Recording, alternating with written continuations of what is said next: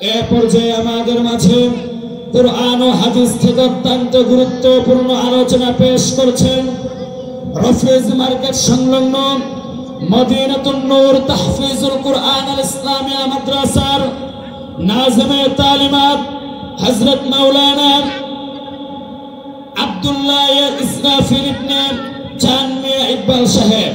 হযরত মাওলানা আব্দুল্লাহ ইসরাফিল ইবনে চান মিয়া ইকবাল সাহেব হযরতকে তার গুরুত্বপূর্ণ ওয়াজ ও নসিহত পেশ করার জন্য মাহফিল বাস্তবায়ন কমিটির পক্ষ থেকে বিনীত অনুরোধ জ্ঞাপন করছি।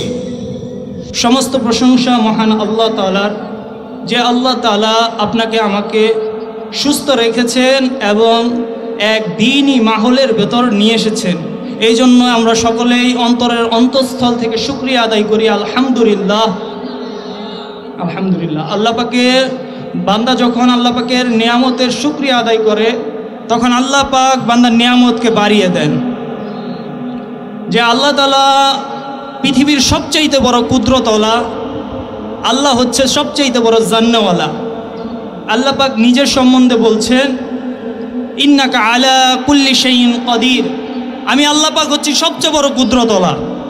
আমার চাইতে কুদরতওয়ালা জমিনেও নাই, আসমানেও নাই। যে আমি আল্লাহ পাক কেমন কুদরতওয়ালা, আসমানকে বানাইছি কোনো খুঁটির প্রয়োজন হয় নাই, মানুষকে বানাইছি কোনো নকশার প্রয়োজন হয় নাই।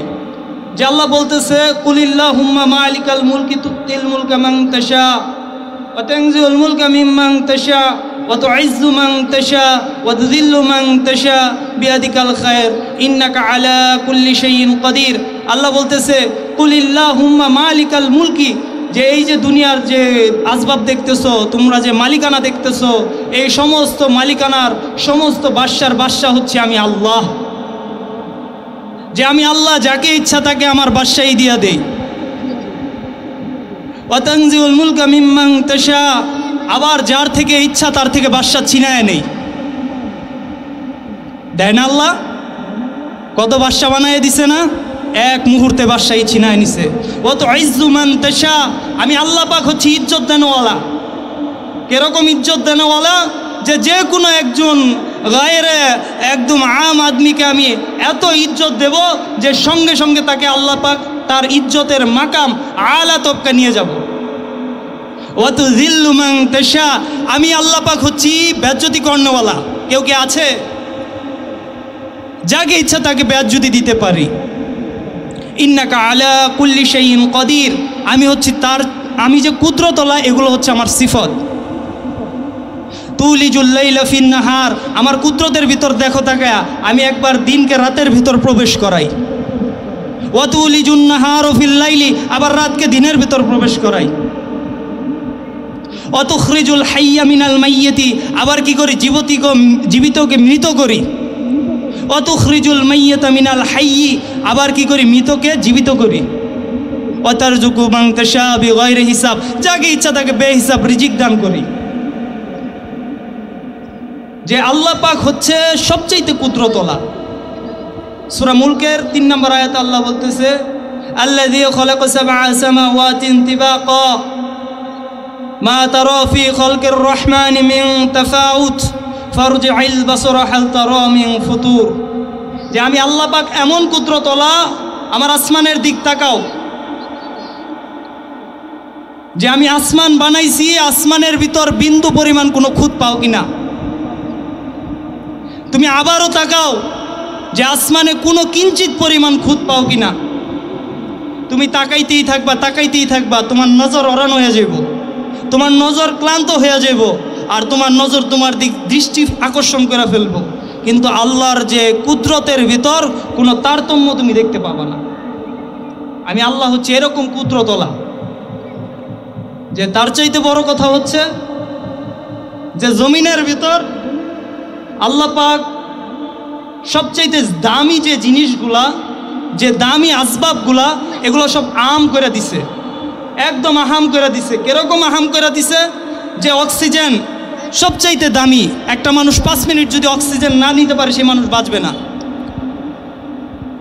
এই অক্সিজেন যদি একটা মানুষ মেডিকেলে গিয়ে ভর্তি হয়, যদি 1 ঘন্টা একদিন অক্সিজেন নেয় তার 7 থেকে 12,000 টাকা ভরতে হবে।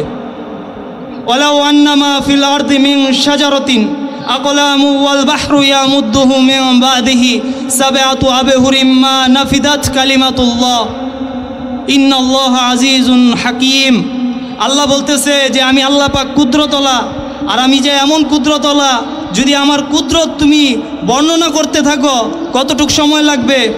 বলতেছে তোমার পিতা অর্থাৎ আদম আলাইহিস সালাম থেকে ধরে কিয়ামতের শেষ সময় পর্যন্ত যে ব্যক্তি জীবিত থাকবে তাকে যদি একটা কলম দেওয়া হয়, আল্লাহ বলতেছে ওয়ালাউ আন্নামা ফিল আরদি মিন শাজারাতিন, জমিনের সমস্ত গাছকে যদি একত্র করে তাকে একটা কলম বানায় দেওয়া হয়, যে এই কলমকে যদি একটা আকলামু কলম বানানোর পর ওয়াল বাহরু আর সমুদ্রের সমস্ত ওই কলমের কালি হিসাবে দেওয়া হলো, সাবেআতু বলা হচ্ছে ওই কালিকে 7 গুণ করা হলো, এবং আল্লাহ পাকের গুণাগুণ লেখা শুরু হলো।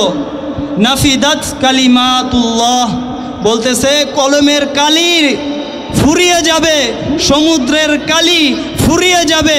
আল্লাহ সুবহানাহু ওয়া তাআলার যে সিফত, আল্লাহ সুবহানাহু ওয়া তাআলার যে গুণ, আল্লাহ সুবহানাহু ওয়া তাআলার যে ইজ্জত কখনো লিখতে লিখতে ফুরাবে না। তাহলে এই আল্লাহ অনেক বড় না? এই আল্লাহর হুকুম মানতে হবে সকাল থেকে সন্ধ্যা, যে সমস্ত অবস্থায় আল্লাহ পাকের হুকুম মানতে হবে। আর মানার জন্য এই জীবন গড়তে হবে, আর মানা আর জীবন গড়ার একটাই মাধ্যম, আলেম ওলামায়ের সোহবতে থাকতে হবে। যে এই মাদ্রাসার 2টা উদ্দেশ্য। সর্বপ্রথম উদ্দেশ্য হচ্ছে এই মাদ্রাসা কি হাফেজ মাওলানা হযরত মাহমুদুল হাসান সাহেবের না, এটা হচ্ছে আল্লাহ পাকের মাদ্রাসা, আল্লাহ রসুলের মাদ্রাসা। এটা কার মাদ্রাসা ভাই? হ্যাঁ, বলতেছে আল্লাহ বলতেছে মাকারু, কেউ পরিকল্পনা করতেছে যে রসুলের জমানায় পরিকল্পনা করতেছে, মাকারু তারা পরিকল্পনা করতেছে বদরের 313 জন সাহাবাকে হত্যা করবে। মাকারু তারা পরিকল্পনা করতেছে যে হযরত মুহাম্মদ সাল্লাল্লাহু আলাইহি ওয়াসাল্লামকে কতল করবে। মাকারু তারা পরিকল্পনা করতেছে হযরত ওমর রাদিয়াল্লাহু তাআলা আনহুর দ্বারা হযরত মুহাম্মদ সাল্লাল্লাহু আলাইহি ওয়াসাল্লামের গর্দান আলাদা করবে। মাকারু তারা পরিকল্পনা করতেছে খালিদ বিন ওয়ালিদ রাদিয়াল্লাহু তাআলা আনহুর দ্বারা ইসলামকে নিঃশেষ করে দেবে। মাকারু তারা পরিকল্পনা করতেছে আল্লাহর ইসলাম দুনিয়ায় কায়েম হতে দেবে না, আল্লাহর ইসলাম আল্লাহর জমিনে কায়েম হতে দিবে না। মাকার আল্লাহ, আল্লাহ পরিকল্পনা করতেছে। মাকার আল্লাহ, আল্লাহর পরিকল্পনা বড়ই আজীব। মাকার আল্লাহ, আল্লাহ পরিকল্পনা করতেছে 313 জন সাহাবা দ্বারা 1000 শত্রুকে কতল করে দেবে, ধ্বংস করে দেবে। মাকার আল্লাহ, আল্লাহ পরিকল্পনা করতেছে মুহাম্মদ সাল্লাল্লাহু আলাইহি ওয়াসাল্লামকে হেফাজত করবেন। মাকার আল্লাহ, আল্লাহ পরিকল্পনা করতেছে হযরত ওমর রাদিয়াল্লাহু তাআলা আনহুর দ্বারা ইসলামের হাতকে শক্ত করবে। মাকার আল্লাহ, আল্লাহ পরিকল্পনা করতেছে হযরত ওমর রাদিয়াল্লাহু তাআলা আনহুকে ইসলামের দ্বিতীয় খলিফা বানাবে। মাকার আল্লাহ, আল্লাহ পরিকল্পনা করতেছে খালিদ বিন ওয়ালিদ রাদিয়াল্লাহু তাআলা আনহুর দ্বারা 125টা জিহাদে অংশগ্রহণ করাবে।